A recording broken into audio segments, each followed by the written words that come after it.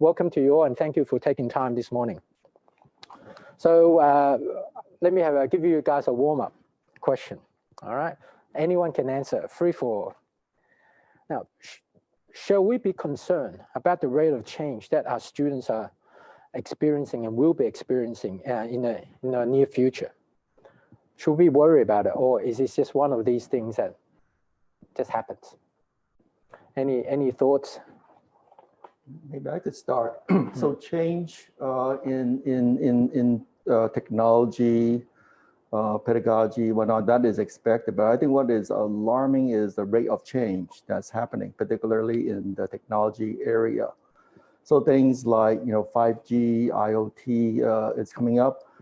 And that is going to bring a lot of change in terms of the medical professionals, because you'll be collecting a lot of data very quickly, enormous amount of data. So I believe knowledge in how to handle these data, how to process them, how to use the tools to make good use of that data is going to be increasingly important, and it's happening very fast.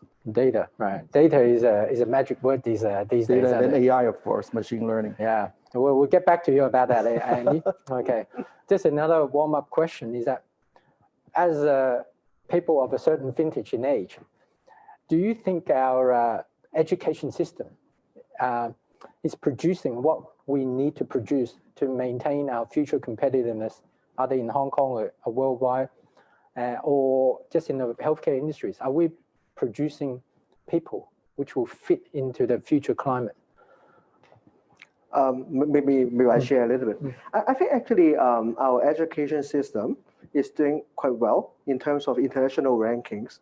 But of course, if we are complacent for what we achieve, it might be risky. So it's very important for us to anticipate what's going on in the coming 20 or 30 years and prepare our graduates well. So I think one way is to learn from different international experiences, effective education system. And as an educator, we have a sort of forecasting mindset. I think that could be beneficial for our next generations. What do you think of that, Jeffrey? You're in the hot seat, so to speak, in entrepreneurial endeavors in industry. I think most educations do well in preparing the students for business environments. But of course, everything is changing, so education should change too. The only thing is, at this point, I think that the education isn't changing as quickly as the environment, the business environment is changing. So when I interact with my students at the innovation program, then I already see that they, with some basic business knowledge, already opens up a lot more for them. And there are some items that I personally would like to see change in the near future when it comes to education. Yeah, perhaps we can take this opportunity to ask you, what do you think the gap is? What are some of the gaps? Some of the gaps I've seen for now with the students that I've seen is that when it comes to ethics, that's a big thing. Look at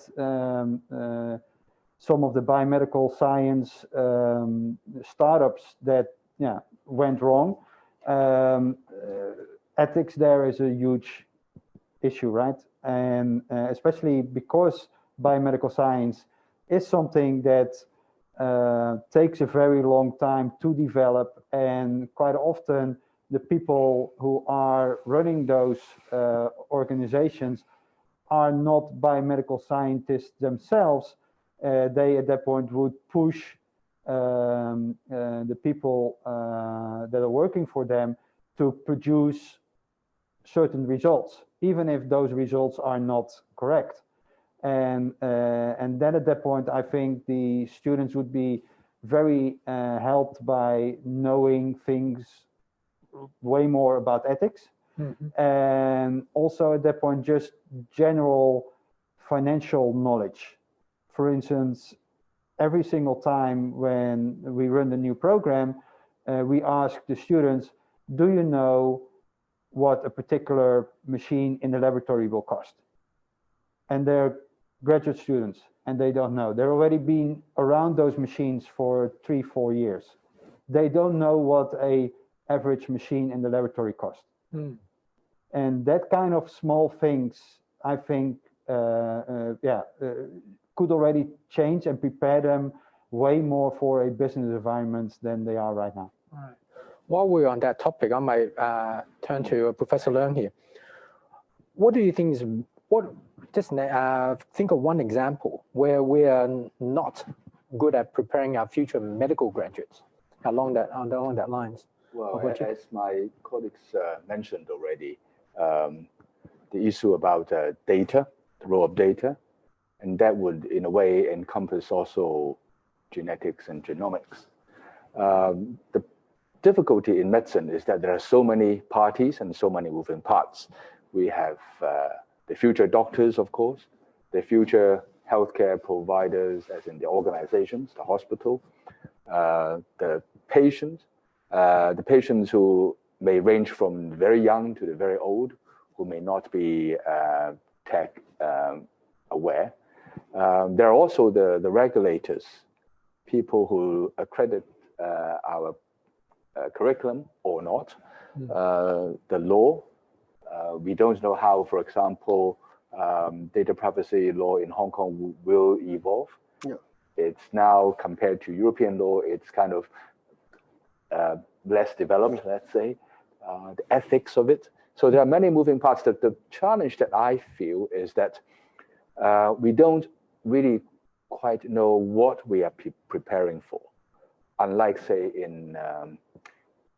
in the face of a nuclear threat, you know you're dealing with radiation. You have some degree of certainty about the problem. Now you just know that there will be challenges or problems, but you don't quite know what they are, and no one probably can predict what they are. In 10 years' time, if you ask me or any of my colleagues, what would medicine be like? Everyone would tell you it's going to be different. It's very hard to put your finger on to the actual differences compared to what we have now. So I think that's the major challenge, is sort of preparing for the unknown. It's exciting, but it's also challenging. Yeah, it's interesting. Well, I just want to shift things to trying to put together data and massive change. And one of these drivers of change, obviously, is artificial intelligence. And I think Andy would agree with that. And he's been around. You've done lots of things, Andy, right? So you've seen lots of things. So you're in the best position to gaze into your crystal ball and give us an idea of how you see AI change the healthcare industry, in particular what I call consumer health, where consumers are now getting access to greater and greater amount of data. And there are apps that actually give them some indication of what's wrong with them.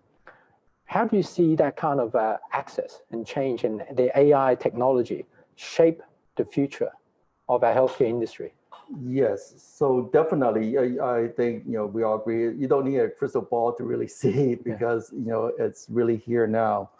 I mean, there's a proliferation of healthcare devices, IoT, smartwatches, even your iPhone or smartphone, and that's collecting a lot of health data. And the reason is that I think people are more and more concern of the healthcare, or they want to take ownership of the healthcare, especially with COVID-19, where everyone want to be sure that they're fit and healthy. And what that is doing is, it's collecting a tremendous amount of data. I mean, with a smart watch, you collect things like your blood pressure, heart rate, the quality of your sleep, et cetera, et cetera. Those are very valuable data that could be processed. And besides those data, there's photos and images and videos. What is the most popular thing you use your phone for in terms of taking pictures? What you eat and selfie. So with photos of what you eat, just looking by your Instagram stream, you could pretty much predict, is this guy eating healthy and well? And then selfie with AI facial analytics. Just by taking a selfie or a video of yourself, we could see the changes, the subtle changes in your face and the color. We could predict heart rate, respiratory rate, oxygenation level, even your mental state, are you depressed or whatnot. So with all that data that is being collected, we could come up with a lot of insight into a particular person's health, well-being, and where they're heading. And this is going to be growing important with 5G. We're going to get even higher resolution images and, most importantly, videos. And that's going to impact in terms of how we do medical diagnosis. One of the things that, speaking of AI and consumer healthcare, is one of the things that I've been doing at work is putting all these together into a app called Pulse. Is an AI all-in-one app. And what that does is that with this app, it looks after fitness. It helps you with exercising. It helps you with dieting to make sure you're eating right. Helps you with chronic illness management. It also has an AI doctor that if you don't feel so well, you could talk to that app with a chatbot to see if your symptoms are severe or not. And there's also telemedicine. So with COVID-19, a lot of people don't want to go and see a doctor. You can see a doctor through telemedicine. And if there's prescription, we could have it delivered right to your doorstep. So that is, technology like that, where it's, with the simplicity of cell phone, you could take care of all your health needs, all your wellness needs, all your fitness needs. I think that's going to be growing in popularity. But I think that's also where I think the greatest, one of the greatest challenges would be, and that is how can you ensure the quality of the data and that the users actually have the capacity to exercise the ownership that you mentioned. For example, how do you gauge an algorithm, whether as to its validity, whether it's medically relevant, and whether the users actually are able to understand what the data are telling them. There are false alarms, of course, and false reassurances. And all these can work against the patient in one way or the other. And also then you will also create a competition, it could be a good one, between the human doctors and the AI doctors. And so that's what I mentioned. There needs to be some kind of regulatory oversight as to what kind of algorithm should be used, how they could be disseminated, how patients should be educated, for example. I think all these are important. I don't think it will catch up with the rapid development that you mentioned. It's vastly outpacing. I totally agree. Those are areas that we need a lot more work in. Like direct-to-consumer genetics. You swap your child's, buccal mucosa. They tell you he should actually study, be athlete social media musician, study as opposed to medicine. Yes. He should go to US as opposed to stay in Hong Kong, in Greater Bay Area, that kind of thing. And that relates to, we talk about ethics and so forth. And, AI, that's a big area as well. AI ethics, AI governance, particularly is data bias. Yeah, that's right. Yeah. Because AI learns from data. And you mentioned if data is not precise, is dirty or not clean, or is biased against people with different gender, religion, or whatnot, the learning is going to be biased as well. So those are definitely important issues that we need to look into. I also agree with Professor Kvitula. I think it's very important that we have to understand how to react to the data. Just like what you mentioned, actually Harvard Kennedy School has launched a series of programs on regulatory leaderships. It's exactly what tackle the questions and the challenges you mentioned. So I think you raise a very good insight. It's how we react to the data.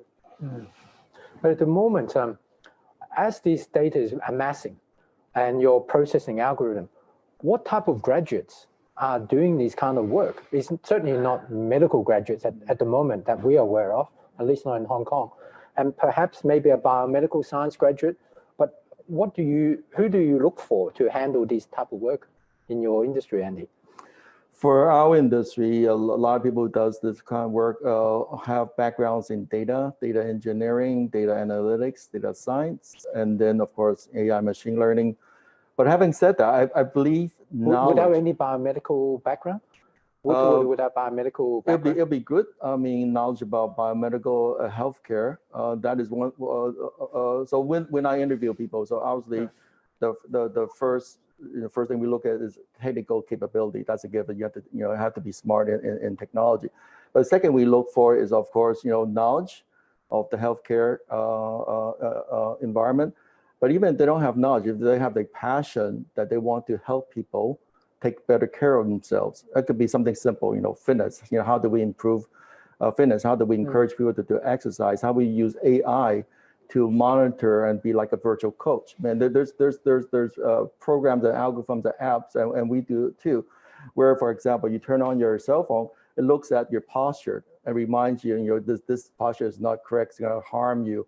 It automatically counts your push-ups or counts your whatever. So we're looking for people that has a passion that's truly. So it's interesting because the insurance industry is more becoming a healthcare industry, because as an insurer, we want to make sure the traditional insurance industry is that you buy insurance and then we don't get in contact with you until you have to make a claim.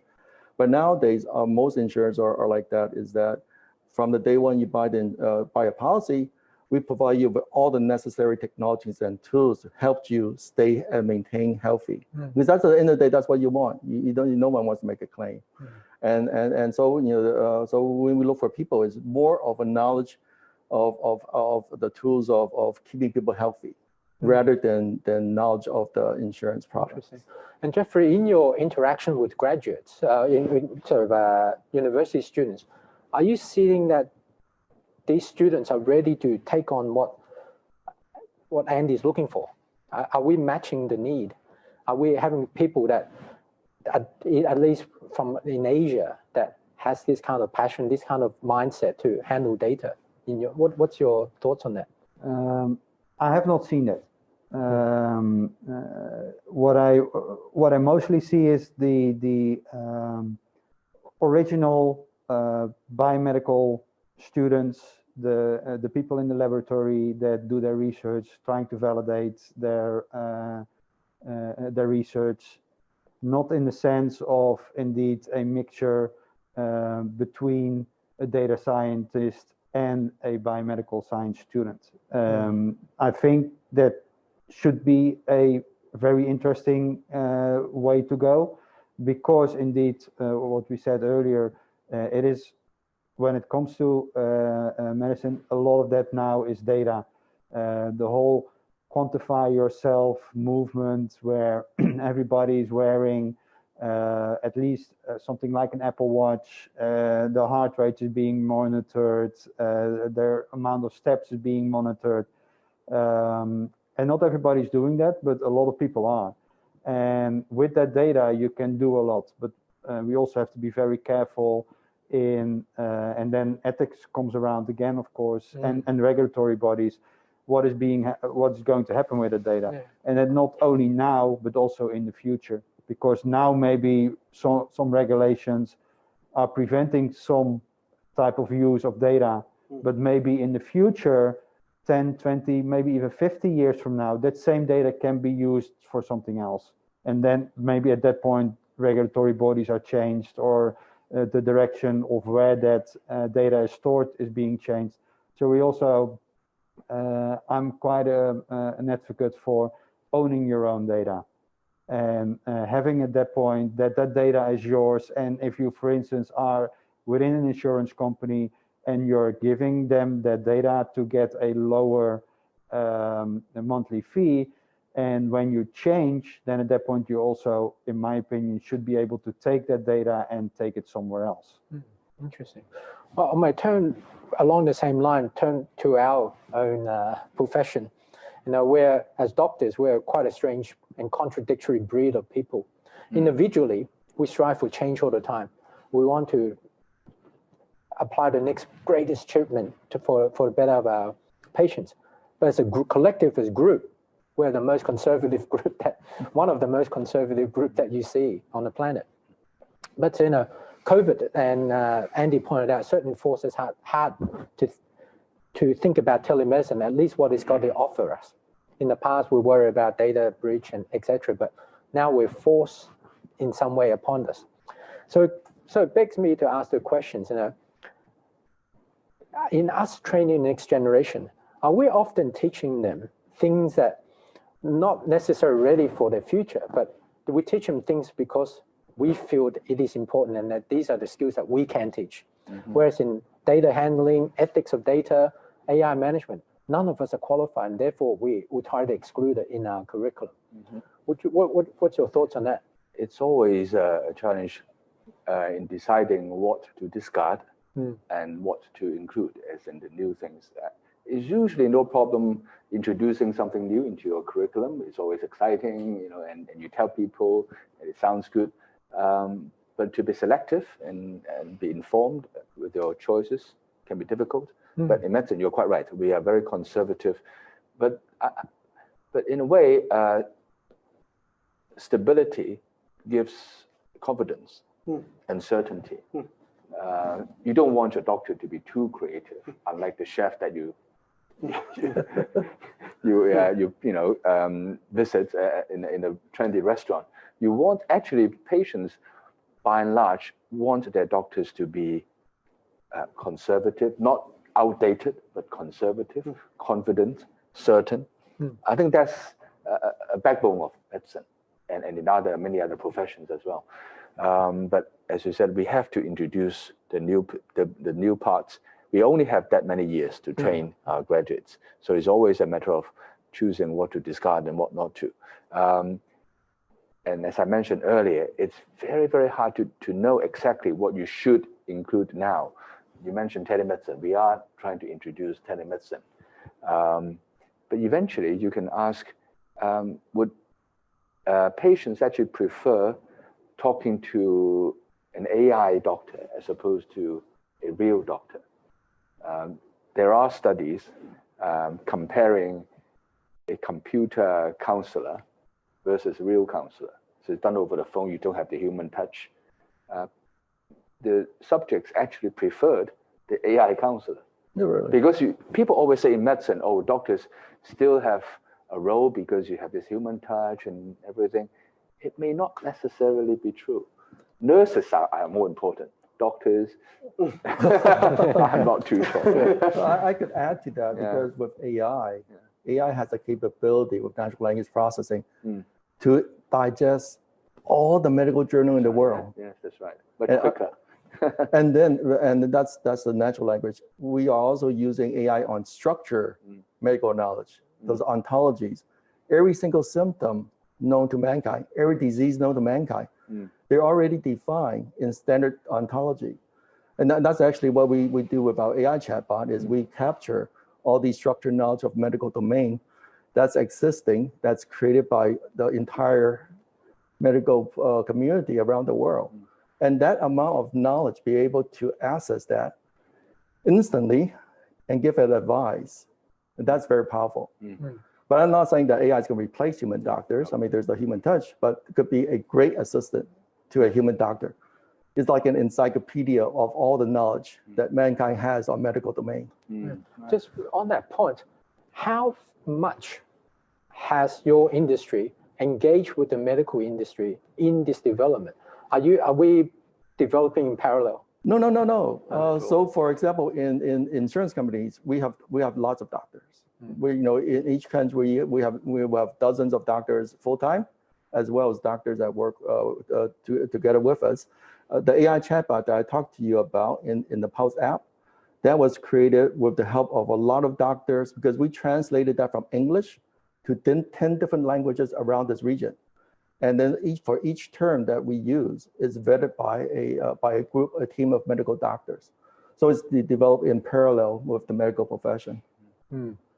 Right. But in future, you might actually wonder if insurance companies would require diagnosis to be algorithm verified before they they will endorse a claim or something like that. This is something we talk about sometimes. Yes. It won't be for a while, but we do use conceivable. AI for claim processing. Yeah. To But see if there's any if I anomalies. diagnose something, Yes. Patient claims. A second the AI say, well, opinion, for how example. do you know yes. my diagnosis Yes. was correct? A second opinion from AI. That's Yes. that's interesting. Yeah. Yeah. I want to turn my attention to Vincent. Now, hearing all this, Yeah. right?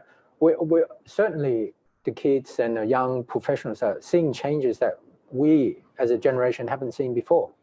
And there's a real possibility even our conservative professions can be, for once in a lifetime, we have to face the fact that we will become substitutable. Maybe not a neurosurgeon, but certainly in more knowledge-driven specialties where AI can probably outperform us.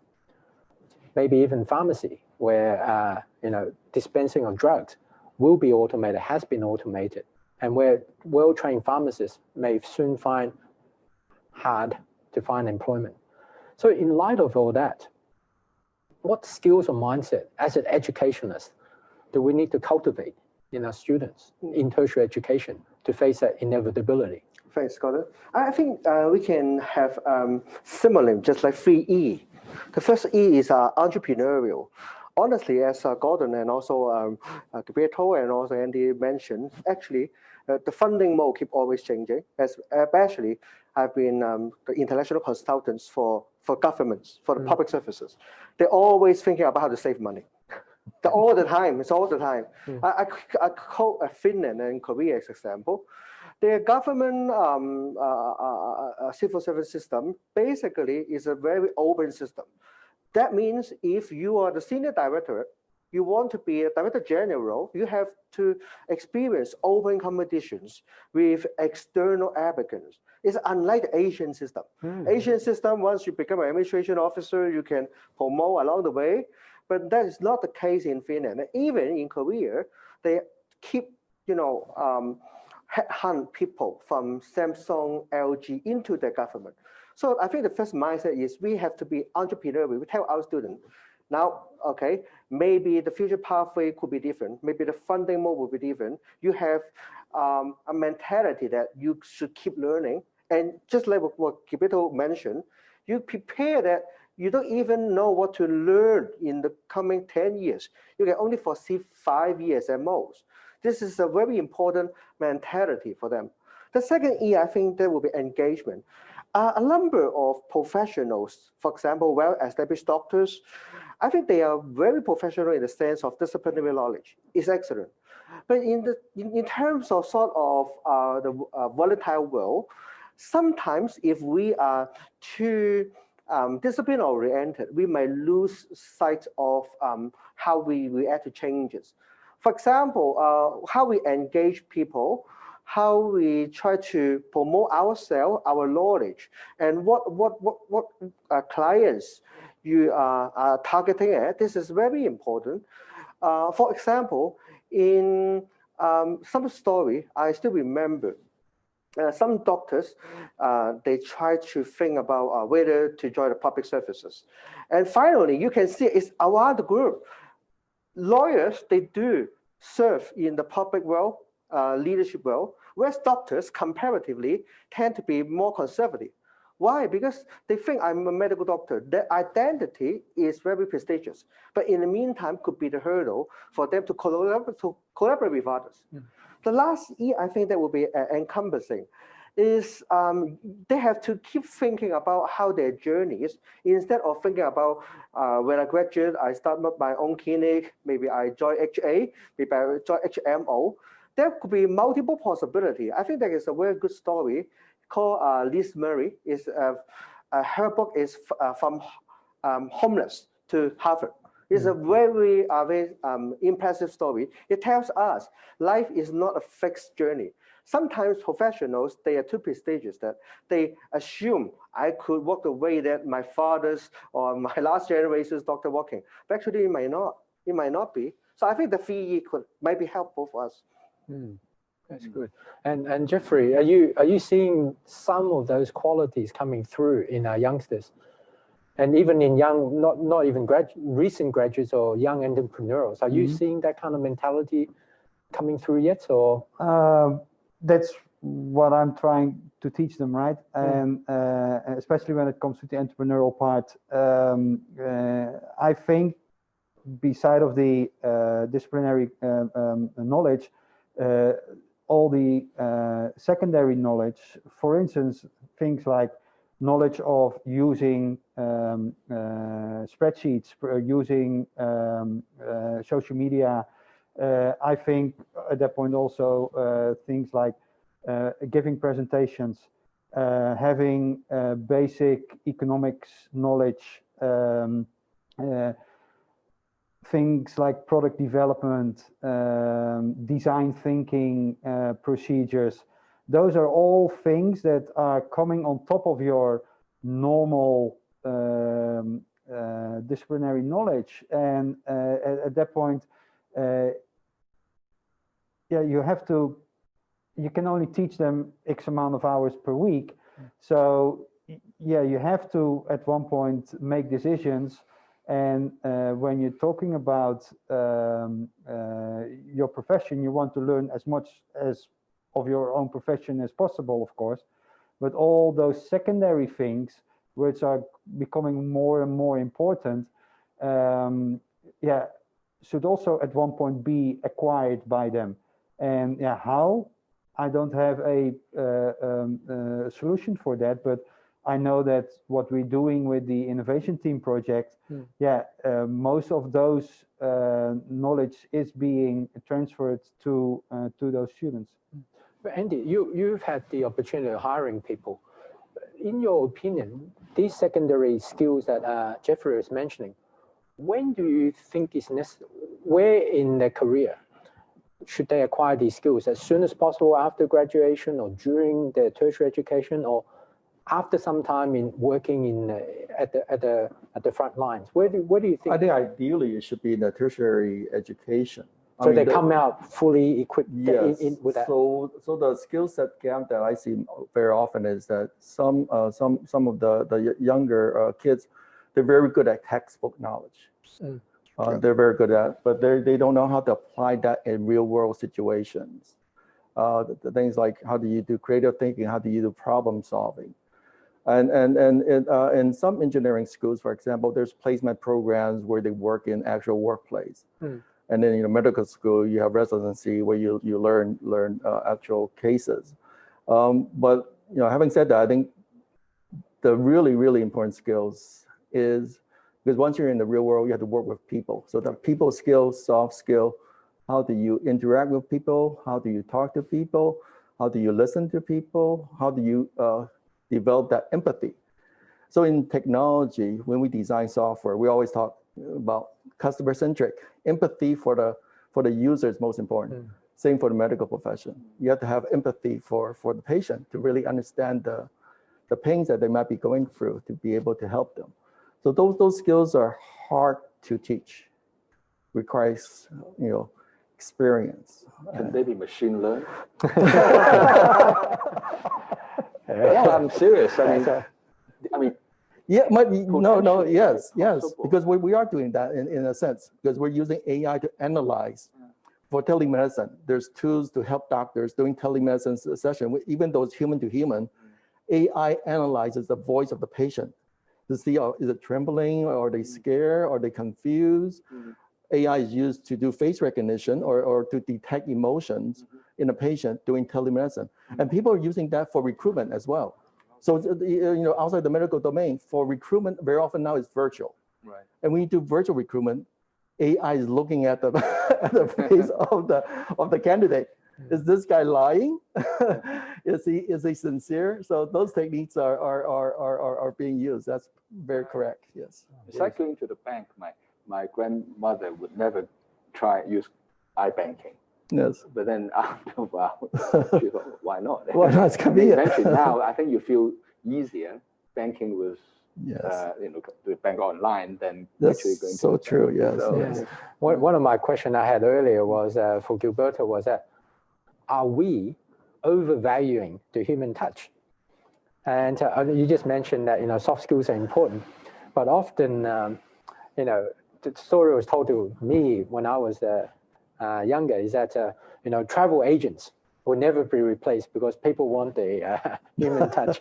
And then TripAdvisor came, poof, everything's gone. But even in basic consultations now, is the human touch that important, do you think? It may add to it, but at what cost? You know, humans are costly, aren't they? As I said, doctors, in terms of doing pattern recognition, prescription, probably, well, to a certain extent, replaceable. What I think, where I think human touch is important, would be nursing. Yes. It's very hard.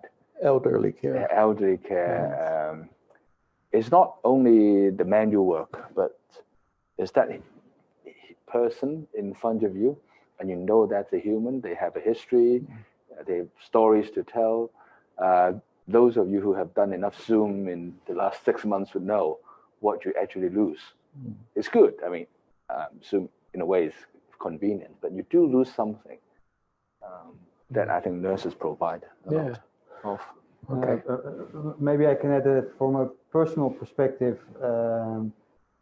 I've seen, and when we talk about nurses, in the last couple of years, my father has been struggling with his health, and I think personally, nurses are one of the most important people in the healthcare system. Yes. They are undervalued, and they're very, very important, and they sometimes are the persons to help you, even when it comes to getting the right doctors and getting the right care. But indeed, the human touch for the nurses is extremely important. But sometimes we don't have enough nurses. I think that's a problem. And in countries like Japan, where the aging population is growing, they're experimenting with robots to take the role of the nurses, to talk to the elderly. I think the elderly want someone to talk to be able to get a response. So there is a potential role for AI robots. What AI can do is to replace some of the work that nurses do, the mundane. Exactly. Reminding so that nurses can spend time yes. with patients, as opposed to just doing paperwork. Same for doctors. Sure. Maybe AI can save some of our time, and we can actually spend that 2 minutes longer with patients in clinic. I agree with Gilberto. Actually, I think it's not a totally replaceable or not. It's just a reallocation of time. Right, yeah. We record experiences. In this January in Finland, the Ministry of Finance invited me to conduct a training for their government officials from different ministries, because Ministry of Finance is the most richest one among the government. And then we mentioned a record example of IBM using AI to do their trial. But there has been serious discussion is, honestly, AI could, facilitate lots of processes, but there are still some domains that you need to make the decisions. And that these decisions could not totally be made by the collective side. Just like what Andy mentioned, it could be the empathetical and a human resources side. So I think this is just not totally replaceable. But of course, they are great.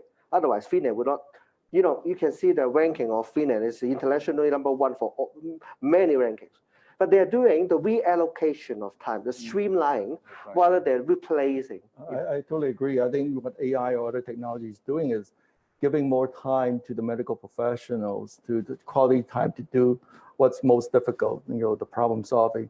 And look at, area of radiology. With AI deep learning, you could look through thousands and thousands of whatever scans and very quickly to see, oh, these are absolutely no problem, potentially problem. Those are, definitely problem. Helps triage all these cases so that doctors could focus on important cases rather than go through thousands of cases that's perfectly fine, for example. Yeah. One final question for Vincent, because he's in a very privileged position, being able to see both sides. He sees the governmental side and also the frontline educational side. Do you think we're on the right track? Is the government, people who give us resources, know about the problems that the young people are facing, and what would you advise them, and What's been happening? Thanks, Scott. I think honestly, international government they know they are relatively slow in making decisions. They know it. They know it. So that's why quote some examples: Japan, Korea, as well as Finland, and also Chinese government. They know sometimes even they have the internal training for decision makers. I'm not referring to the low level, the high level one. They also invite business partner, entrepreneurs, AI expert in their internal training. For example, last November, we had the OECD plus the World Bank, plus also 40 countries, the senior directors together in Seoul. Okay, why we are sitting together? Because even government know they might learn a little bit, left behind for other disciplines. In the same way as university educator, I myself is also special coordinator for education admin and leadership. I always encourage my students and also share with my colleagues. For those, students can check in Wikipedia by AI. We save time. Okay, we try to streamline what we do. What we can do is the ethics one, because the decision making is very, very important. For example, Erwin Huang has been filmed in RTHK in a program or sort of the experiential learning that if you haven't lived in a very humble and difficult way, you can't understand and develop empathy to the poor. In the same way, our education should head towards the decision of let the students experiencing. I have heard a very ironic story that one entrepreneur, very famous, he asked his son to inherit his own business empire. That is an honor. But that son bargained with that. I want 3 Tesla, 3 houses under my name that I return from the States. AI can teach how to make decisions, but how to guide these graduates back to some good virtues is the job of our educators. So I think we don't lose sight, but we have to know what we're good at and the circle of influence. Sometimes story is even more impactful than just qualitative checking. Qualitative checking AI, they are good in terms of streamlining, but still people need time to grow and to reflect. So this could be the role of educators. Yeah, so we need an AI storyteller, and that's next on your plate. All right, we're bringing things to a close. So I want to ask each of you one question. Given there's no constraints on resources or ability to execute, what would be the one thing you want to do to future-proof our next generation, our Gen Z and beyond? What would be the one thing? No constraints of government resources or ability to execute. What would you impart onto our next generation? I would say to ignite a passion for learning, because that's we could teach them as much textbook knowledge as we can, but as people say, things that we teach today for engineering at least, it's going to be obsolete by the time they graduate.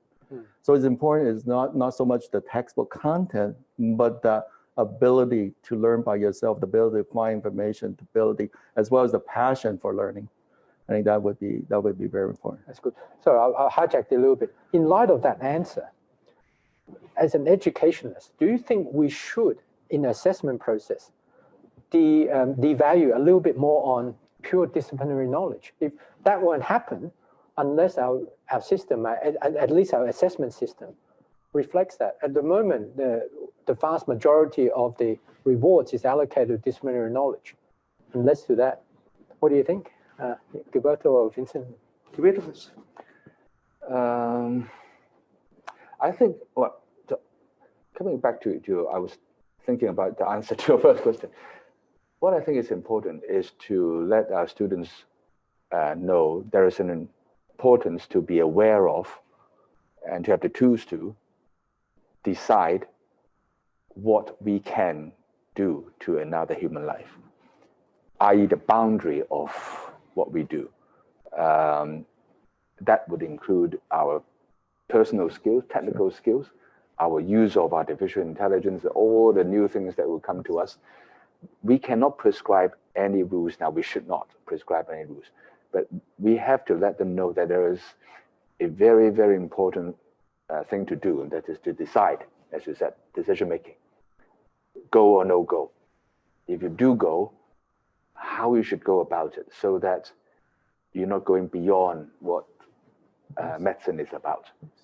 You start doing things for the sake of it. It's like you go to Mars because you can, not because you have to. It's the ends and means kind of thing.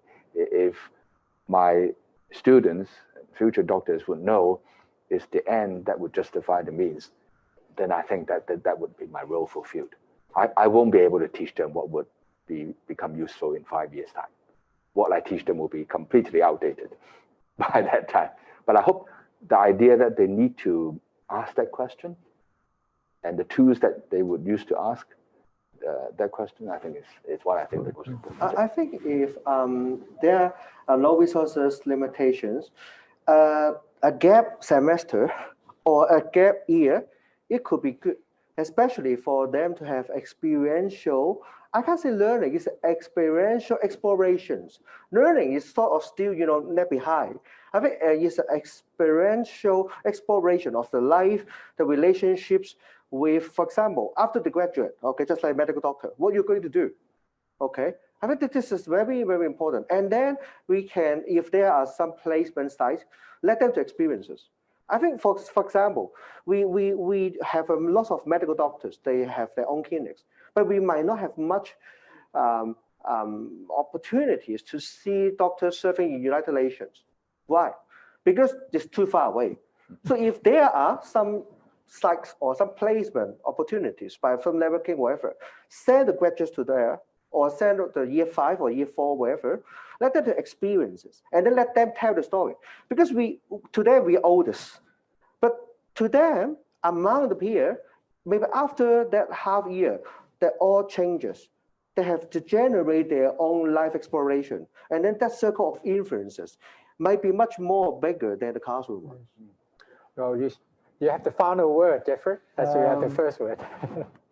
When money is no object and everything goes, I think that we should give the room and the space, but also teach the students to ask themselves often the question, why?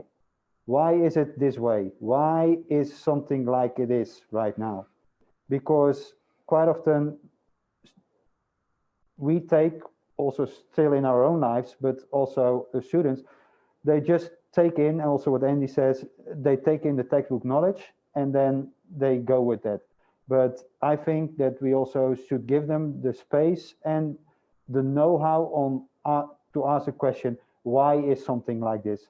And why is it the way that it's going right now? And how can I, at that point, make an influence and a change in that particular path? Because quite often what you see is that the biggest innovation comes because people ask themselves, why is it this way? And then take that why, but then at that point we have to give them the space and also the knowledge on how to ask that question, why? Well, certainly we had a lot of food for thought this morning, and lots of things starts with the letter E, isn't it? Ethics, engagement, entrepreneurial, and encompassing. You will remember all. Ignite the passion for learning, setting boundaries.